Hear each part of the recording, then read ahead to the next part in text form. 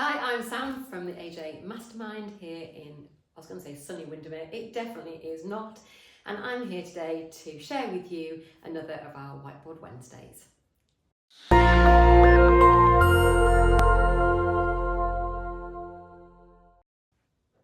So today I'm going to share with you the Add 100k self-assessment, and if you want a copy of this, just drop me an email or message me wherever you're seeing this video.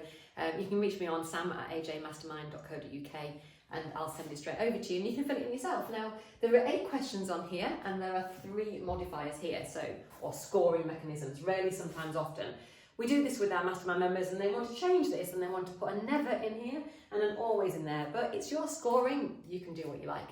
The questions I'll just quickly run through. Number 1, I show up each day with my energy at 10 out of 10, and actually what we found is if you don't show up with your energy at 10 out of 10 or you don't feel a 10 out of 10, then nothing else really is going to be easy and nothing else is going to work for you. So it really all starts with there. If this was a pyramid of importance, that would be at the base layer.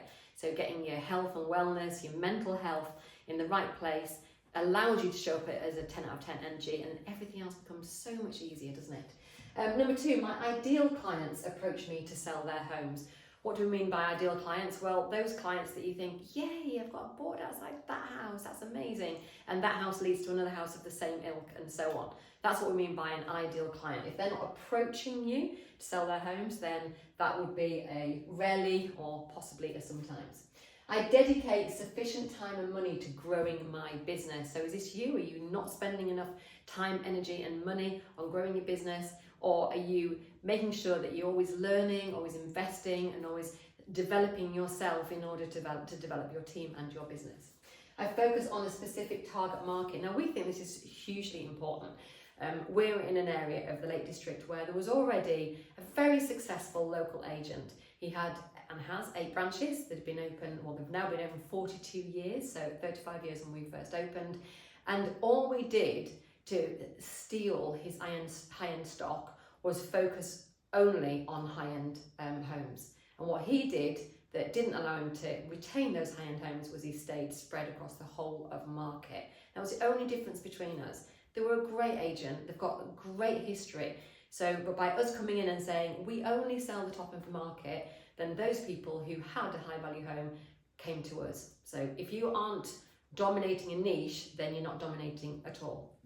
Number 5, I keep an accurate weekly cash flow forecast. In fact, we check ours daily and we also project as far forward as we possibly can do, at least 12 months. So we know exactly when and if we're going to run out of money and what we need to do about that today. Number 6, I dedicate sufficient time to following up leads and prospects. Now, full transparency, if I was answering this, I'd be in the lower column because I'm not great at that. And if you're a hustler, and we'll cover hustlers and what they're like on a future Whiteboard Wednesday, then really you're probably not good at following up on leads and keeping your sort of lead organisational admin on point. I'm not great at it, and if you're not as well, then being self-aware means you can do something about it. Number 7, I spend my time exclusively on high value tasks. Who gets a chance to do that? What I would say is that probably Phil and I, particularly Phil, because Phil's in the agency more than I am, he probably spends a good 80% of his time on high value tasks, and it allows him to do things like go to a really, really high value valuation. He's gone on one just in the last few weeks that he got instructed on at £12.5 million.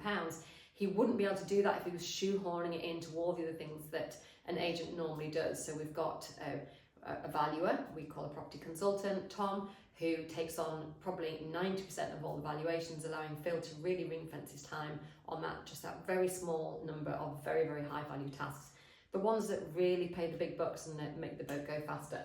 So check in with yourself there, whether you're spending enough time exclusively on high value tasks. I feel satisfied that I am succeeding in business and in life, and that's the big one that I'm going to leave you with.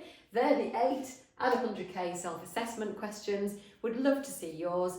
What I would say is print it out, date it at the top, file it away somewhere, do it again in another 3 months, 6 months, 9 months, and just compare your progress.